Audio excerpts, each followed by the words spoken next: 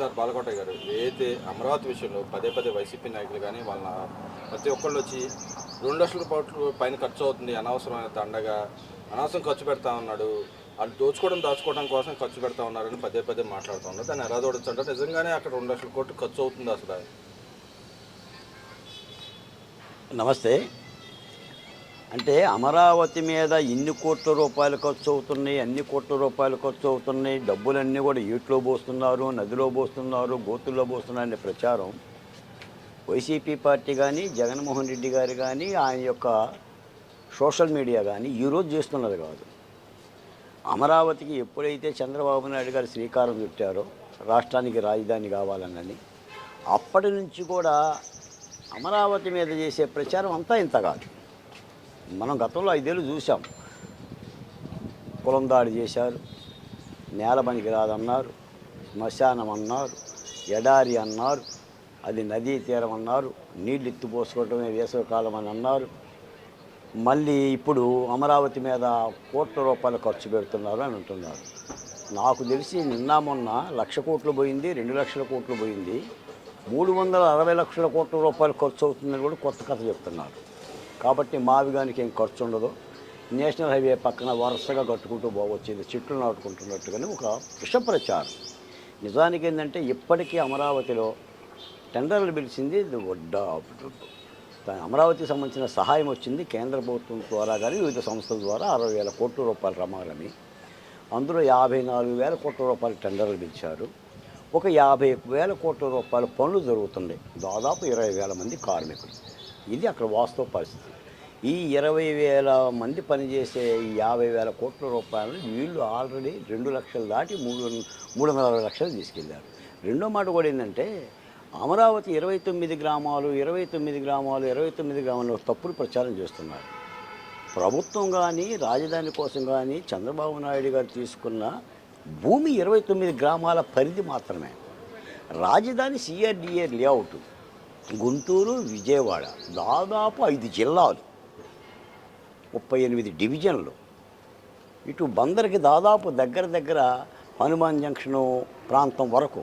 అంటే విశాలమైన దాన్ని వదిలేసి ఏదో కొత్తగా, అంటే నిజానికి ఏంటంటే ఎప్పుడైతే అమరావతి గజెట్ నోటిఫికేషన్ వచ్చిందో జగన్మోహన్ రెడ్డి గారు బహుశా అది రాదని భావించి ఉంటాడు. ఇప్పుడు ఆ గజెట్ నోటిఫికేషన్ రాష్ట్రపతి ఆమోదంతో రావడంతో అమరావతిని ఏమీ చేయలేడు. ఎందుకంటే ఈ రోజున చట్టబద్ధమైన పరిపాలనే ఎవరు చేసినా కూడా నోటి మాటతోనో లేదా కాగితం లేకుండా పరిపాలన జరగదు, చట్టాలే రక్షిస్తాయి. మొన్న కూడా 3 రాజధానితో ఆయన ముందుకు పోవడానికి కారణం ఏంటంటే ప్రధానంగా చట్టాలే. న్యాయస్థానం ఆపు చేసింది. న్యాయస్థానం కనుక ఆపు చేయకపోతే జగన్మోహన్ రెడ్డి గారు ఎప్పుడూ వెళ్ళేవాడు. సుప్రీంకోర్టుకి వెళ్ళి కూడా 14 సార్లు స్టే అడిగాడు. మాకు స్టే ఇవ్వండి, మేము విశాఖపట్నం వెళ్ళిపోతామని. సుప్రీంకోర్టు కూడా నో చెప్పింది. ఇప్పుడు ఈ గజెట్ నోటిఫికేషన్తో ఏమీ చేయలేమనే దానితోనే ఈ మారగానని ఒక మాటను తెచ్చి ఇదేదో అద్భుత దీపంలాగా ప్రచారం చేసుకుంటూ అమరావతిలో లక్షల కోట్ల రూపాయలు వృధా అవుతున్నాయి అని ఒక విష ప్రచారం చేస్తున్నారు. కాబట్టి ఇదంతా అసత్యం. ఎందుకంటే ఇంకొక మాట కూడా చెప్తాం, మనం గతంలో చెప్పుకున్నదే, కొన్ని నిద్రపోయేవాడిని లేపొచ్చిందే కానీ నిద్ర నటించేవాడిని ఏం చెప్తాం. బొడ్డుకు మసి రాసుకొని ఆ అమరావతి యొక్క పొడగెట్టగా పదే కొత్త వ్యూహాలతో ప్రచారం చేస్తున్నారు. ఇప్పుడు మేము అడుగుతున్నాం, చాలామంది అడిగారు, మీరు 3 రాజధానులు అన్నారు, ఇప్పుడు మీరు వెనక్కి తీసుకున్నారా? పోనీ మీరు మొన్నటిదాకా అమరావతి రాజధాని అంటున్నారు, మళ్ళీ ఇప్పుడు అమరావతిలో మళ్ళీ ఖర్చు అవుతుంది అంటున్నారు, మళ్ళీ మావిగాని అంటున్నారు. ఈ రోజున ఏంటంటే ఒక స్పష్టమైన ప్రణాళికతోనే చంద్రబాబు నాయుడు గారు అమరావతి నిర్మాణం చేస్తుంది కూటమి ప్రభుత్వం. ఇంకో మాట కూడా చెప్తున్నాను, ఇప్పుడు అమరావతి అనేది చంద్రబాబు నాయుడు గారి కోసం కాదు, లేదా లోకేష్ గారి కోసమో పవన్ కళ్యాణ్ కోసమో కాదు, ఈ రాష్ట్ర ప్రజల కోసం. అమరావతిలో ఏ చెట్టు పూసినా, ఏ కొమ్మ కాసినా, ఏ పూలు పూసినా, ఏ కాయ బండినా ఎవరు తింటారు? అది ఈ రాష్ట్రానికి సంబంధించిన ఆదాయ వనరు. అందుకని నిశితాత్మకంగా సహేతుకమైన విమర్శలు చేస్తే ప్రభుత్వం సమాధానం చెప్తుంది తప్ప విష ప్రచారం చేస్తున్నారు. కాబట్టి ఈ విష ప్రచారం పట్ల ప్రజలు కూడా అప్రమత్తంగా ఉండాలి. జగన్మోహన్ రెడ్డి గారికి నాకు తెలిసి ఆల్టర్నేటివ్ రాజకీయం తెలియదండి. అంటే ఇక్కడ మనం బేసిక్గా చూసుకుంటే ఆయన ఎడిదిరికి కట్టలేడు, గతంలో కడతాను 3 రాజధానులు కట్టలేకపోయాడు. కాబట్టి ఏదో రకంగా ఈ గవర్నమెంట్ డెవలప్ చేస్తున్న దాంట్లో నా పేరు ఉంటూ ఉండాలి. గతంలో ఆయన చేశాడు, గూగుల్ లాంటివి నేను తెచ్చాను అన్నీ చెప్పుకున్నాడు. ఇప్పుడు అమరావతిలో కూడా నా ముద్ర అంటూ ఉండాలని బేసిక్ దాంట్లో ఉన్న భాగంగానే ఆ కుట్రకోణంలో భాగంగా ఇలాంటి వ్యాఖ్య చేశాడని కొంచెం అవిగానని వ్యాఖ్య. ఇప్పుడు పరాన్న కొన్ని జీవులు ఉంటాయి, అవి స్వయంగా సంపాదించలేవు. ఇతర మొక్కలు సంపాదిస్తే కానీ ఆ సంపాదన మీద ఆధారపడుతుంది. వాళ్ళు పరాన్నభుక జీవులు అని అంటారు. అలాగనే జగన్మోహన్ రెడ్డి గారు ఇప్పుడు క్రెడిట్ స్టోరీ. ఇప్పుడు ఆయన ఏం చేసిండు, విజయవాడ గుంటూరు ఓకే, అమరావతి విజయవాడ గుంటూరు, కొత్తగా మావిగానే మచిలీపట్నంలో పేరు చేర్చిండు. రేపు ఆయన ఏమంటాడంటే ఇప్పుడు అమరావతి వదిలితే మేము అన్నదే కదా, 3 రాజధానులు మేము వెనక్కి తీసుకుందాం, నేను కూడా గుంటూరు విజయవాడ అన్నాను కదా, నేను అభివృద్ధి చేయమన్నాను కదా చెప్పి చెప్పుకుంటాడండి. మా గూగుల్ డేటా సెంటర్ చెప్పినట్టుగా, భోగాపురం ఎయిర్పోర్ట్ గురించి చెప్పినట్టుగా. అంటే ఇదంతా కూడా అవగాహన లేని చర్యలండి. ఇప్పుడు ఈ రోజున మేము ఒక మాట చెప్తాను, నిజంగా నీకు మావిగాని కావాలి, పార్లమెంట్ ఎందుకు మాట్లాడాలా? అధ్యక్ష అమరావతి వద్దు, ఇదిగో మావిగాని పెట్టండి అని అక్కడ మోడీ గారికో అమిత్ షా గారికో లేదా లోక్సభ స్పీకర్కో విన్నవించవచ్చు కదా. అంటే అక్కడే బాయ్కట్ చేస్తాం, అక్కడే విషప్రచారం చేస్తాం. ఇంకా అంతకంటే దుర్మార్గం ఏంటంటే అమరావతిలో రైతులకు అన్యాయం జరుగుతుందని మాట్లాడుతున్నారు, వీళ్ళు మాట్లాడుతున్నారు. ఇప్పుడు చేసిన పాపాలు మరి గుర్తుండయో గుర్తులేదో కానీ అసలు అమరావతిని ఇబ్బందులు పెట్టింది నాలాంటి బాలకోట లాంటి మెడలో ఆకుపచ్చని కండువాలు ఎందుకు వచ్చినాయి? వాళ్ళు భూములు ఇచ్చి రోడ్డును పడటం మూలానే కదా. అందుకని ఇది ఒక తప్పుడు ప్రచారం. చంద్రబాబు నాయుడు గారు కూడా ఖండాలుగా దీన్ని ఖండించమని చెప్పి పార్టీ శ్రేణులకు చెప్పారు, మాబోటి వాళ్ళు చెప్పారు. ఈ విష ప్రచారాన్ని ప్రజలు నమ్మే పరిస్థితి లేదు, కానీ చెప్పాల్సిన ధర్మం మాకుంది.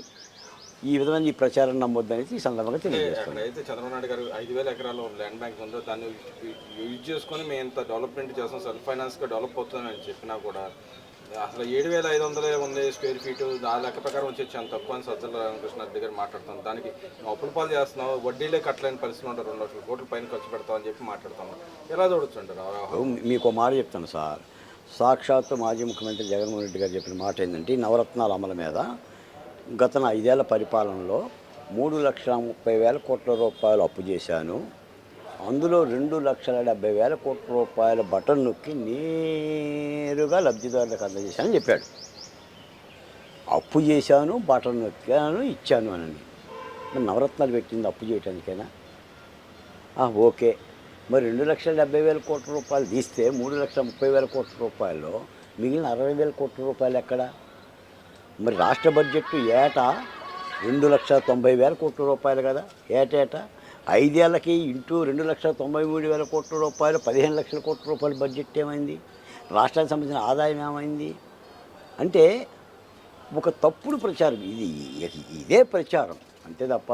నేను ఒక మాట చెప్తాను ఈ సందర్భంగా, అమరావతి అంటే భూముల ధరలు కావండి, అమరావతి అంటే లెక్కలో డొక్కలు కాదండి. అదేంటంటే ఒక అభివృద్ధి కేంద్రం. అన్ని రాష్ట్రాలకు ఉన్నట్టుగానే నగర జీవితం అవుతుంది. రేపొద్దున విస్తారంగా ఎలా అభివృద్ధి చెందిద్దో కూడా నగరాలు అనేది చెప్పలేము. ఈరోజున మీరు హైదరాబాద్ ఉంది, హైదరాబాద్ ఎక్కడి వరకు ఉందో దాదాపు సూర్యాపేట వరకు వెళ్ళిపోయింది.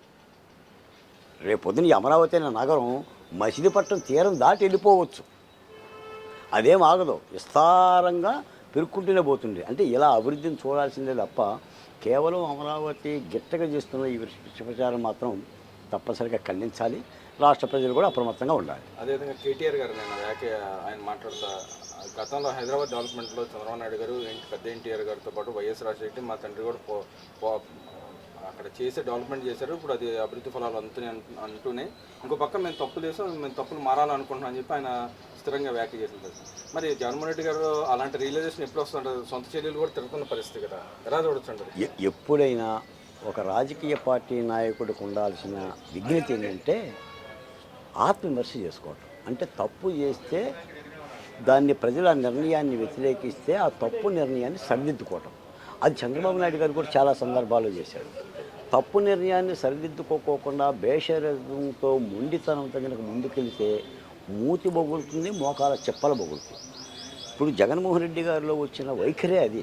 మీకు చంద్రబాబు అమరావతిలో 1,631 రోజులు ఉద్యమం చేసినా ఆయన ఈనాడు క్యాబినెట్ మంత్రిని పంపిస్తారా, ఒక ఎమ్మెల్యేని కూడా పంపించరా? అంటే అంత దుర్మార్గంగా కర్కశంగా ఇంట్లో కూర్చొని అణచివేత చేశాడే తప్ప ఎక్కడ ఓదార్పు కాదు కదా, కనీసమైన జాలి చూపించరా? అంటే ఈ విధమైన వైఖరి ఆయా రాజకీయ పార్టీలకు ఇబ్బంది. మీకు ఇంకో మాట కూడా చెప్తా, దేశంలో చాలా రాజకీయ పార్టీలు పుట్టింది.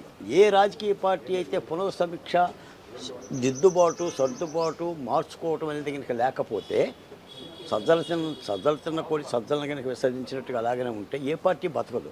అందుకని నాకు తెలిసి రేపు 29 తర్వాత కూడా ఇదే తీరులో కొనసాగితే వైసీపీ పార్టీ జెండా బిగేస్తుంది, కనిపించదు. మరి ఇక్కడ షర్మిల గారిని అడ్డు పెట్టుకుని చంద్రబాబు నాయుడుకి ఇబ్బంది పడినప్పుడల్లా షర్మిల గారిని తీసుకొచ్చి మాట్లాడిస్తామని చెప్పి మాట్లాడుతాం. నిజంగా షర్మిల గారు వాడుకోవాల్సిన అవసరం టీడీపీ పార్టీకి ఉందంటారా అసలు? ఓ షర్మిల గారు మాట్లాడుతున్న దానిలో నిజం ఉందా లేదా అనేది ఆలోచించాలి తప్ప షర్మిల గారు ఎవరు మాట్లాడమంటే మాట్లాడుతుంది అనేది కాదు కావాల్సింది.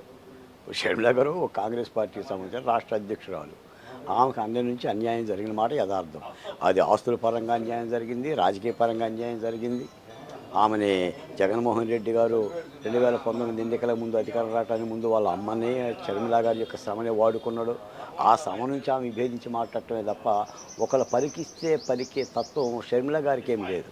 అందుకని ఆ మాట్లాడుతున్న దానిలో చాలా నీతి ఉంది. ఇప్పుడు సునీతారెడ్డి గారు ఉన్నారు, తన తండ్రికి సంబంధించిన హత్యకు సంబంధించిన న్యాయం జరగాలంటుంది. సునీతారెడ్డి గారిని చంద్రబాబు నాయుడు గారు మాట్లాడిస్తున్నారు, మరో రాజకీయ నాయకులు మాట్లాడిస్తున్నారు అంటే అర్థమే ఉంది.